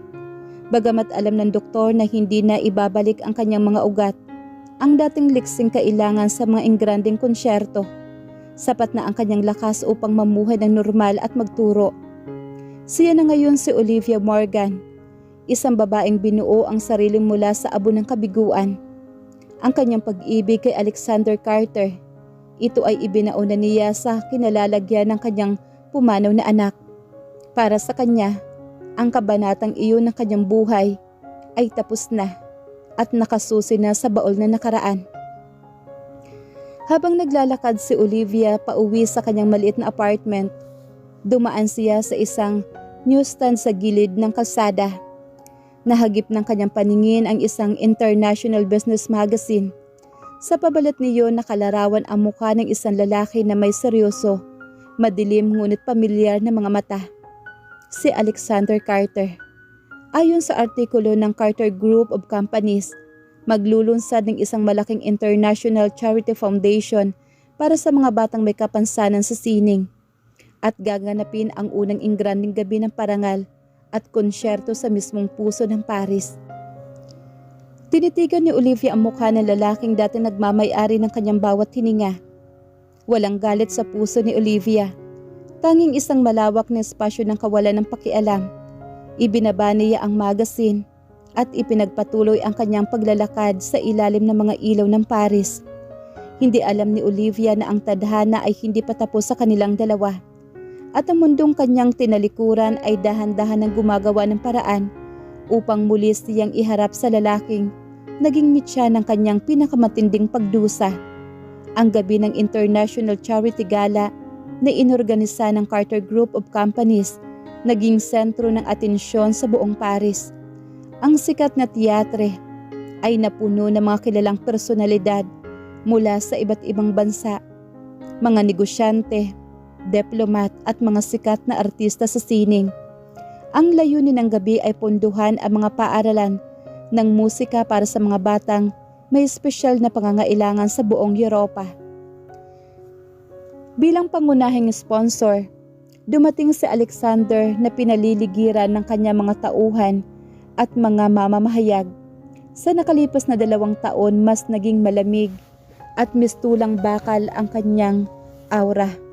Ang kanyang mukha ay gwapo pa rin ngunit may bakas ng permanenteng pagod. Ang kanyang mga mata ay nanatiling walang buhay. Tila ba isang makina na lamang na nagpapatakbo ng isang dambuhalang imperyo. Sa kabilang dako ng teatro, sa likod ng entablado abala si Olivia sa pag-aayos ng kanyang mga estudyante. Ang kanyang maliit na paaralan ay napili bilang isa sa mga benepisyaryo ng donasyon at ang kanyang paboritong estudyante na si Lucas ay nakatandang tumugtog. Nakasuot si Olivia ng isang simpleng asul na sultla ng gown. Walang marangyang alahas, ngunit ang kanyang natural na ganda at sopistikadang tindig ay sapat na upang lumingon ang sinumang makakasalubong niya. Sumapit ang pinakatampok na bahagi ng programa. Umakyat sa entamblado si Lucas. Hawak ang kamay ni Olivia na siyang dumaong sa kanyang patungo sa dambuhalang Steinway, doon sa grand piano. Umupo ang bata, habang si Olivia naman ay nanatiling nakatayo sa kanyang tabi upang maging gabay. Nagsimula ang pagtugtog. Itinugtog ni Lucas ang isang obra na mismo si Olivia ang lumikha. Isang piyesa na malungkot ngunit unti-unting bumabango ng melodiya. Habang nasa kaligitnaan ng kanta, dahan-dahang itinaas ni Olivia ang kanyang kamay na may mga peklat upang tulungan si Lucas sa komplikadong bahagi ng bass notes. Pumatong ang mga daliri ni Olivia sa mga tipano ng piano. Gamit ang kanyang kaliwang kamay at ang marahang saliw ng kanyang kamay, nagdugtong ang kanilang lakas. Ang musika ay umaalingaw-ngaw sa buong teatro. Napakaganda, napakarubdob, at puno ng kwento ng isang pusong nadurog ngunit natutong mabuhay muli. Sa VIP Lodge naman, nakatayo si Alexander habang hawak ang isang baso ng champagne. Sa unang note pa lamang ng piano, tila ba na kuryente ang kanyang buong katawan. Ang estilo ng pagpindot, ang emosyon sa bawat nota ay pamilyar ito. Napakapamilyar. Dahan-dahang lumapit si Alexander sa balkonahe ng VIP box at itinuon ang kanyang paningin sa entablado. Na mag-zoom in ang dambuhalang projector screen sa mukha ng babaeng tumutugtog. Ang baso sa kamay ng bilyonaryo ay dahan-dahang nadulas at nabasag sa hig. Olivia, ang pangalang 2 taon niyang ibinulong sa dilim, ay biglang lumabas sa kanyang mga labi sa gitna ng totoong mundo. Hindi na hinintay pa ni Alexander na matapos ang kanta. Parang isang taong nawala ng katinuan na tumakbo siya pababa ng hagdanan ng teatro. Nilalagpasan ang kanyang mga bodyguards at ang mga naguguluhang bisita. Ang kanyang puso ay pumipitik ng napakabilis. Isang pakiramdam na akala niya ay matagal nang namatay sa kanya. Natapos ang pagtugtog, ang buong teatro ay tumayo at nagpalakpakan ng napakalakas. Yumuko si Olivia at Lucas bago dahan-dahang naglakad patungo sa likod ng entablado upang iwasan ang labis na atensyon ng media. Pumasok si Olivia sa madilim at tahimik na hallway ng backstage upang kumuha ng tubig para kay Lucas. Ngunit bago pa man niya marating ang dispenser, isang mabigat at nagmamadaling yabag na mga paa ang narinig niya mula sa kanyang likuran. Olivia! Napatigil si Olivia. Ang boses na iyon, ang baritono at makapangyarihang boses na dating nagbibigay sa kanya ng pinakamainit na pangarap at ng pinakamalamig na imperyo. Dahan-dahang lumingon si Olivia. Doon sa ilalim na malamig na ilaw ng backstage, nakatayo si Alexander Carter. Ang lalaki ay hinihingal, ang kanyang mga mata ay namumula at may mga luha na lantarang nagbabadya sa kanyang mga pilikmata. Tumakbo si Alexander upang yakapin siya. Ngunit bago pa man ito makalapit, dahan-dahang itinaas ni Olivia ang kanyang kanang kamay, ang kamay na may mga peklat, upang patigilin ang lalaki sa kanyang kinaroroonan. Ang distansya sa pagitan nila ay 3 hakbang, ngunit para sa kanila, ito ay isang malawak na bangin ng nakaraang 2 taon na. Mr. Carter. Malamig, formal at walang kahit na anong galit o pag-ibig na bati naman ni Olivia. Ang kanyang mukha ay kalmado tulad ng isang payapang lawa. Salamat sa pagdalo sa charity ng event ng mga bata. Nanginig naman ang labi ni Alexander. Ang tindi ng formalidad sa boses ni Olivia ay mas masakit pa kaysa sa isang sampal. Olivia, ikaw nga, buhay ka. Humihikbing saad naman ng bilyonaryo.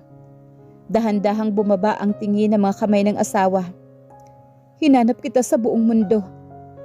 Hinanap kita. Patawarin mo ako, Olivia. Alam ko na ang lahat. Alam ko na ang tungkol sa tala-arawan mo, sa ama mo at sa anak natin.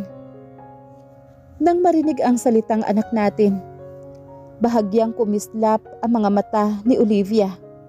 Ngunit madalas din itong napalitan ng isang matatag na ngiti. Tinitigan niya si Alexander ng diretso sa mga mata. Ang lalaking dati ay niluluhuran niya para lamang huwag siyang iwan. Ang anak ko ay patay na, Mr. Carter. At ang Olivia na nagmamakaawa sa iyo noon ay kasabay na nailibing ng batang iyon. Seryosong sagot naman ni Olivia. Ang nakatayo sa harapan mo ngayon ay si Via Morgan, isang pianista na natutong tumugtog na mag-isa. Kaya pakiusap, huwag mo nang guluhin muli ang himig ng buhay ko. Tumalikod si Olivia at naglakad papalayo. Iniwan si Alexander na nakatayo sa ilalim ng mga bituin ng teatro, habang ang kanyang buong katawan ay nangangatog sa bigat ng katotohanan. Ang babaeng kanyang sinira ay tuluyan ng lumipad papalayo at wala na siyang kapangyarihang ibalik pa ito sa kanyang piling. Hindi sumuko si Alexander. Ang muling pagkikita nila sa teatro sa Paris ay hindi iiwan ng katahimikan sa kanyang isipan. Bagkus ito ang nagsisilbing mitya upang mag-alap ang isang determinasyon na matagal nang nawala sa kanya.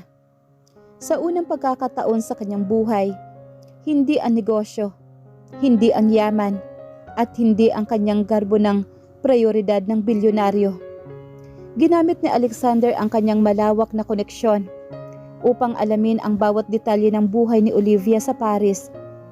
Natuklasan niya ang maliit na apartment nito, ang kanyang mga nakakasanayang ruta at ang mga schedule ng kanyang pagtuturo sa mga bata. Araw-araw ang marangyang itim na kotse ni Alexander ay nakapark sa tapat ng music school. Hindi siya lumapit ng marahan. Nanatili lamang siya sa loob o kaya naman ay nakatayo sa hindi kalayuan. May hawak na bouquet na mga paboritong bulaklak ni Olivia. Mga puting letro habang pinapanood ang kanyang asawa na lumalabas. May bitbit na mga libro at nakikipagtawanan sa kanyang mga kasamahan. Isang hapon habang naglalakad si Olivia patungo sa isang maliit na pamilihan, biglang pumatak ang ulan. Walang dalang payong si Olivia, kaya't nang madali siyang sumilong sa ilalim ng isang saradong cafe. Isang anino ng dahan-dahang humarang sa liwanag. Pag-angat ng tingin ni Olivia, nakita niya si Alexander na nakatayo sa kanyang harapan. Basang-basa ng ulan at hawak ang isang malaking payong na itinututok sa kinaroroonan ni Olivia upang huwag itong mabasa kahit na ang sarili nitong balikat ay naliligo na sa ulan. Olivia, pakiusap. Kahit 5 minuto lang.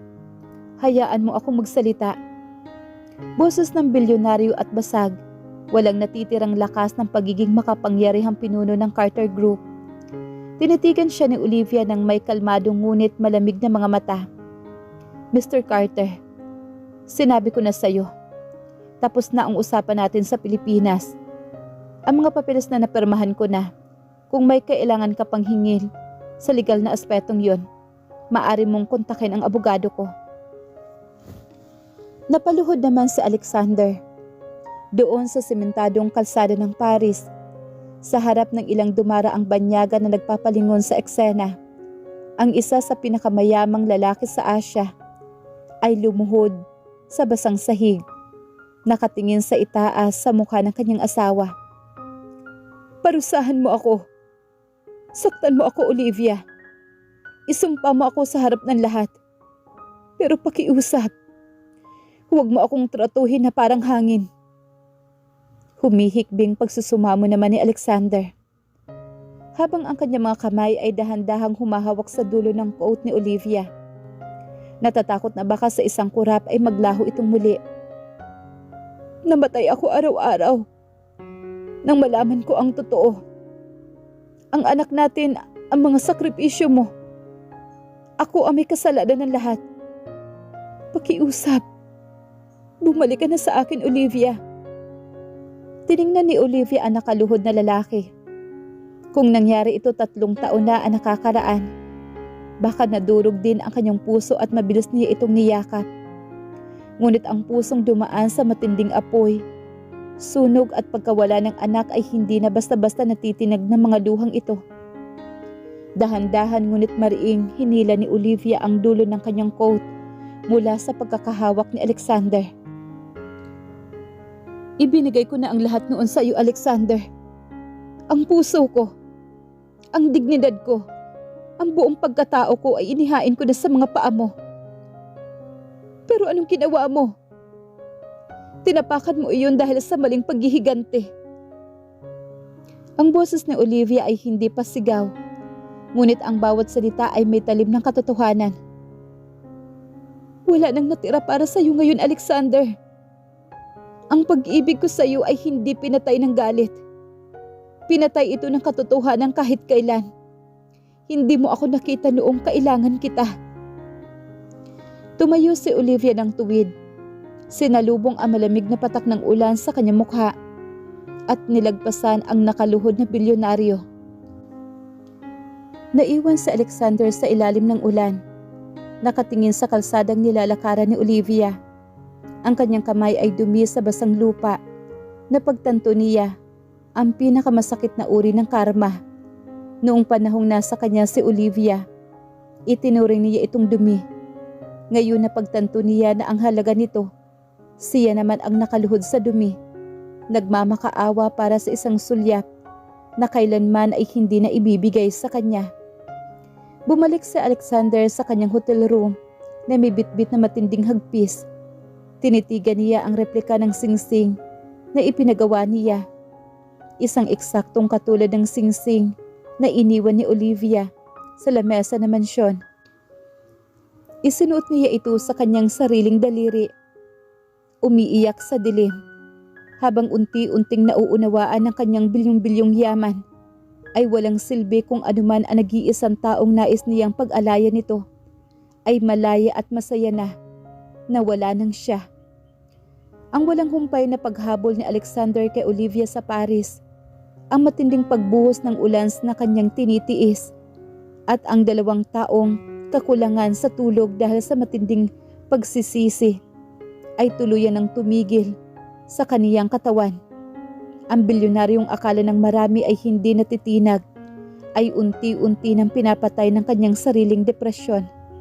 Hindi na siya kumakain sa tamang oras. Ang tanging nagpapanatili sa kanya na gising ay ang alak at mga lumang alaala ng kanyang asawa. Isang gabi habang nasa loob ng kanyang marangyang sa loob ng hotel sa Paris, habang inaayos ang mga papeles upang ilipat ang isang bahagi ng kanyang yaman sa pangalan ng paaralan ni Olivia. Biglang nakaramdam ng matinding paninikip ng dibdib si Alexander. Ang kanyang paningin ay nagdilim at bago pa man niya maabot ang kanyang telepono upang tumawag ng saklolo, bumagsak ang kanyang dambuhalang katawan sa sahig. Naisugod siya sa hospital sa Paris ng kanyang mga tauhan.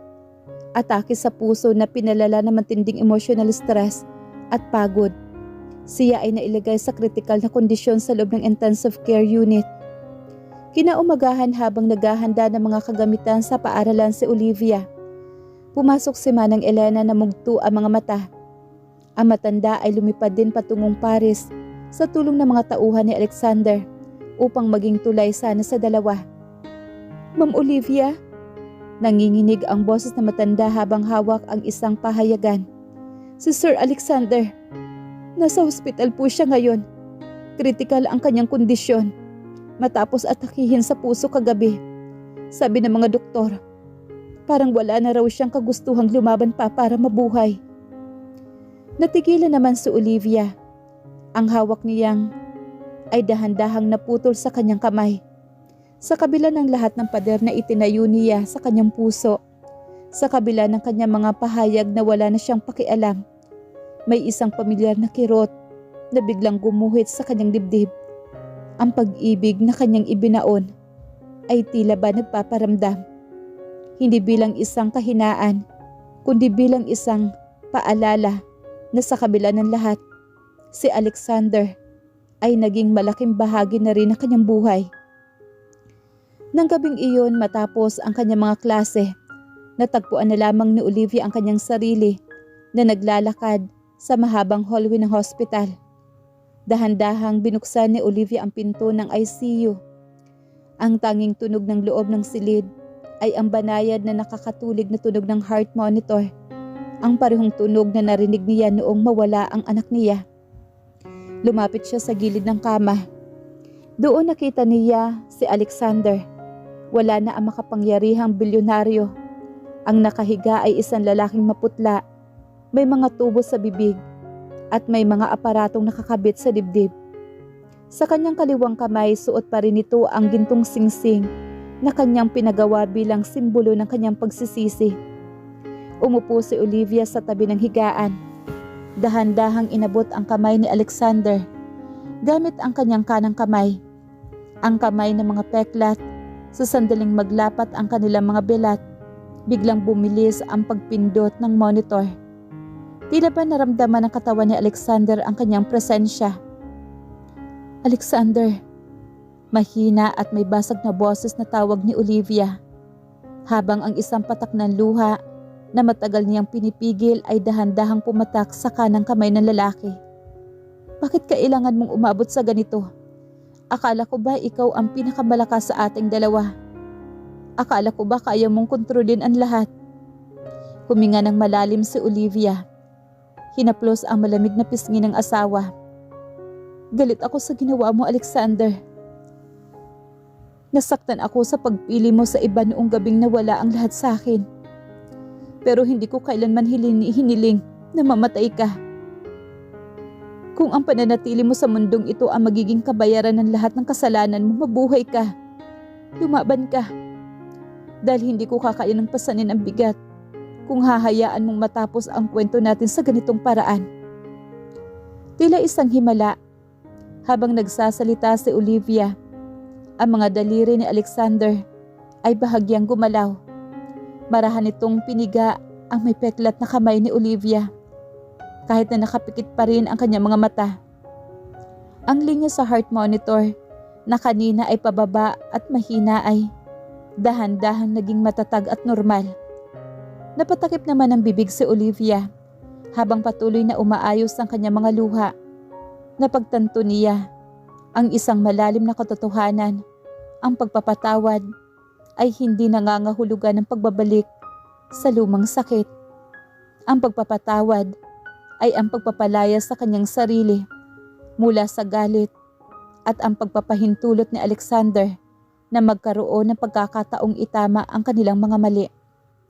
Sa pagkakataong ito, hindi na siya ang babaeng nagmamakaawa para pa sa pag-ibig na siya na ang babaeng may hawak ng susi kung papayagan ba niyang muling magsimula ang himig ng kanilang mga puso.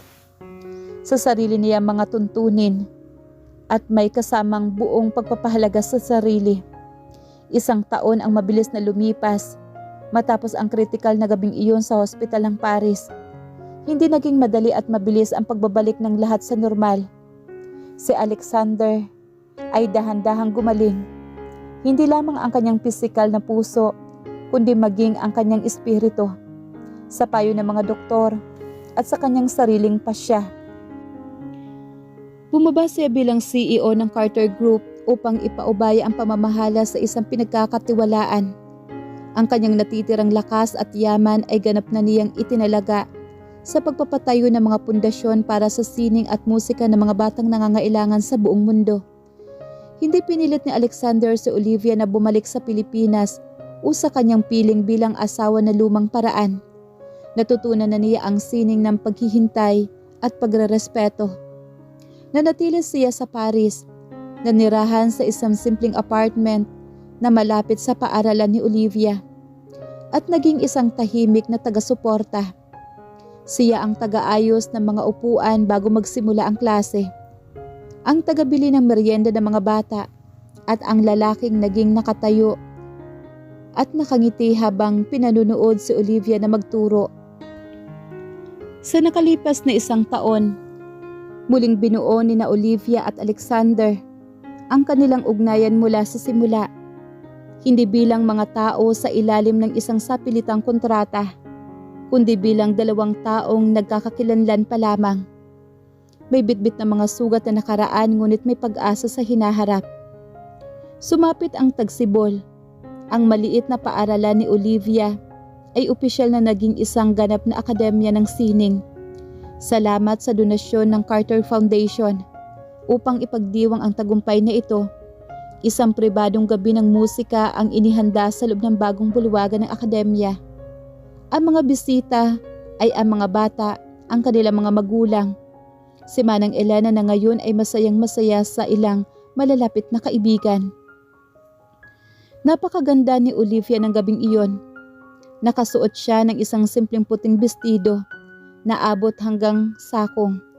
Ang kanyang maikling buhok ay may lawak na isang maliit na puting leryo.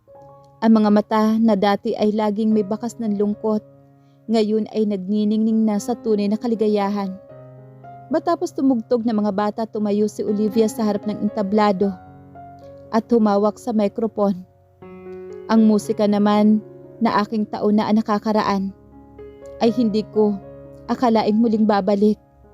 Panimula naman ni Olivia habang ang kanyang tingin ay dahan-dahang dumaong kay Alexander na nakatayo sa dulo ng silid, nakasuot ng simpleng at nakatitig sa kanya ng may buong pagmamalaki at pag-ibig. Akala ko noon, ang perpektong pagtugtog ang kahulugan ng sining. Ngunit natutunan ko na ang pinakamagandang himig ay ang himig ng pagpapatawad.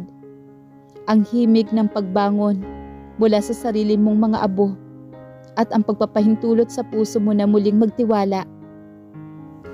Inanyayahan ni Olivia sa Alexander na umakyat sa entablado. Nagulat ang mga tao ngunit mas nagulat si Alexander. Dahan-dahan, may kaba sa bawat hakbang.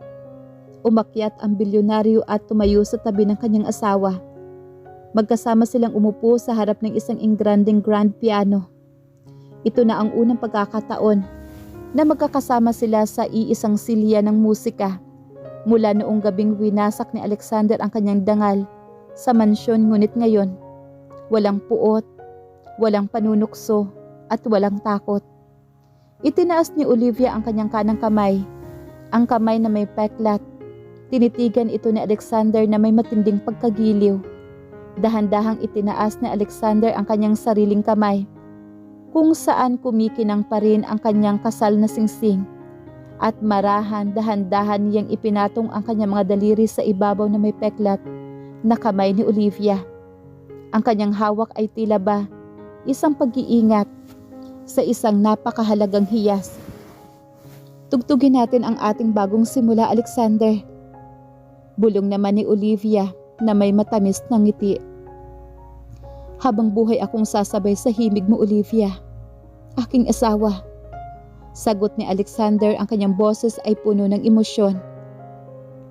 Sabay nilang pinindot ang unang tipado ng piano. Si Olivia ang nagdadala ng pangunahing melodiya gamit ang kanyang kaliwang kamay, habang si Alexander naman ang nagbibigay ng malalim at matatag.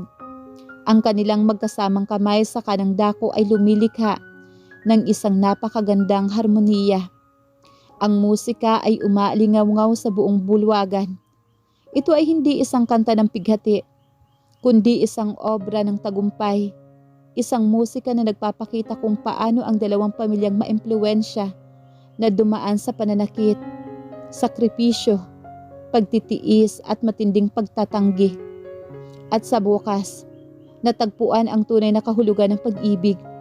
Isang pag-ibig na hindi nakatali sa yaman o kapangyarihan, kundi sa malayang pagpapatawad at paggalang sa isa't isa. Habang patuloy silang tumutugtog, ang kamera ay dahan-dahang umiikot sa kanilang paligid. Ang liwanag ng gabi mula sa malaking bintana ng Paris ay nagbigay ng isang tela-anghel na ningning sa dalawa. Pumapatak ang isang huling luha sa mga mata ni Alexander. Ngunit ito ay luha ng labis na pasasalamat. Tumingin siya kay Olivia at sa gitna ng huling nota ng kanta, dahan-dahang iniyuko ni Alexander ang kanyang ulo upang idikit ang kanyang noo sa noo ni Olivia. Ang musika ay dahan-dahang huminto, ngunit ang kanyang paghinga ay nanatiling iisa. Sa labas ng mga ilaw ng Eiffel Tower ay nagsimulang magningning, sumasabay sa pag-usbong ng isang bagong bukas para sa dalawang pusong sa wakas nakauwi na sa kani-kanilang tahanan. 5 taon ang lumipas. Ang tagsibol ng probinsya sa Provence sa timog ng France ay kilala sa malawak na patlang, at ang lavender na ito ay tila isang kulay binhi ng karagatan sa ilalim ng gintong sikat ng araw. Malayo sa maingay na takbo ng Paris at lalong malayo sa mapanghusgang alta sa lipunan ng Maynila. Isang simpleng modernong villa na gawa sa bato at salamin ang nakatayo sa gitna ng kapayapaan.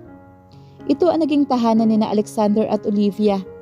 Sa loob ng 5 taon, ang kanilang buhay ay tuluyan ng lumisan sa anino na nakaraan. Si Alexander, na dati ay kilala bilang isang malupit at walang pusong bilyonaryo, ay ganap nang nagbago.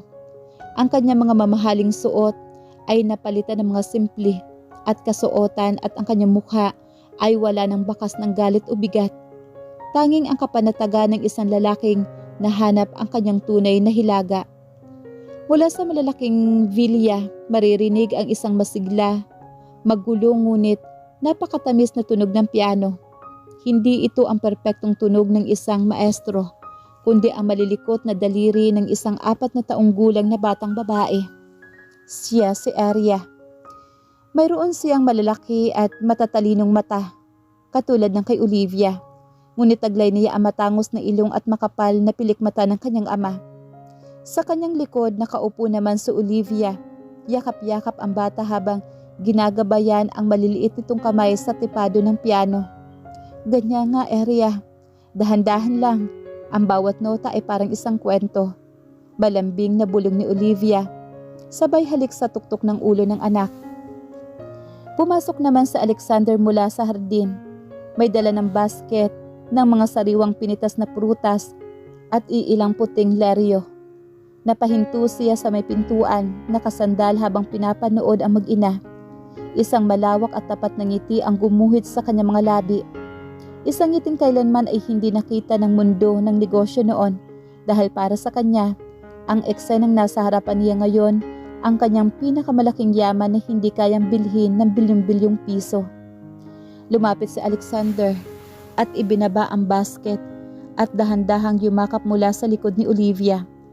Ipinatong niya ang kanyang baba sa balikat ng asawa, habang ang kanyang malalaking kamay ay binalot ang kamay ni Olivia at ni Aria nang nasa ibabaw ng piano.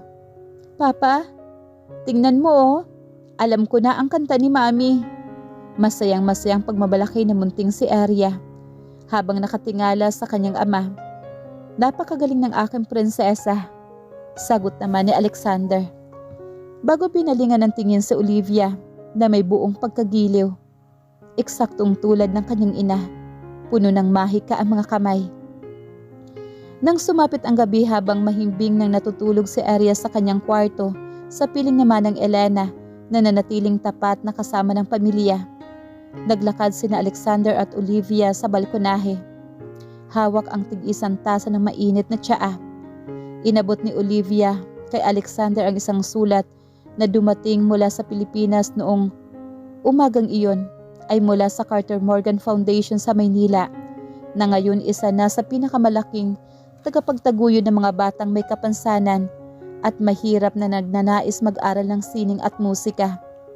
Ang dating mansyon ng mga Carter, ang lugar kung saan dumaan si Olivia sa matinding dusa at tuluyan ng giniba at itinayong muli bilang isang libreng pampublikong akademya at ampunan. Nagawa natin, Alexander. Banayad na saad naman ni Olivia. Habang nakasandal ang kanyang ulo sa kanyang dibdib ng asawa, ang lugar na dating puno ng puot at iyak ay naging tahanan na ngayon ng mga pangarap. Hindi ko ito magagawa kung hindi dahil sa pagpapatawad mo, Olivia. Bulong naman ni Alexander habang mas hinihigpitan ang yakap sa asawa at hinahalikan ang kanyang buhok. Binigyan mo ako ng pangalawang buhay. Noong gabing bumalik ka sa ospital, hindi mo lang iniligtas ang puso ko. Iniligtas mo maging ang kaluluwa ko. Tumingin naman si Olivia sa itaas, sa malawak na kalangitan na napupuno ng milyong-milyong bituin. Sa kanyang puso, kinausap niya ang kanyang unang anak, ang anghel na nawala sa kanya sa gabing madilim. Anak, ligtas na kami. Ang papa at si Arya, masaya na kami. Ang sakripisyo mo ay naging tuluyan at tulay upang ang dilim ay maging isang napakagandang liwanag. Hinalikan ni Alexander ang may peklat na kamay ni Olivia. Ang kamay na suot muli ang kanyang orihinal na singsing sa kasal, na ngayon ay hindi na simbolo ng kadena, kundi ng isang malayang pagpili na magmahal muli. Walang perpektong simula ang kanilang kwento. Ito ay binuo sa sining ng pagtitiis, dinurog ng maling paghihigante, at sinubok ng apoy ng trahedya. Ngunit sa huli, ipinakita ni na Olivia at Alexander na ang tunay na pag-ibig ay hindi kawalan ng sugat, kundi ang lakas na hawakan ang kamay ng isa't isa, habang ang mga sugat na iyon ay dahan-dahang magiging mga permanenteng marka ng tagumpay at paghilom. Sa ilalim ng saksi ng mga bituin sa Paris at ng bago nilang lavender sa province, ang musika ng kanilang buhay ay patuloy na umaalingaw-ngaw, isang himig na wala ng katapusan.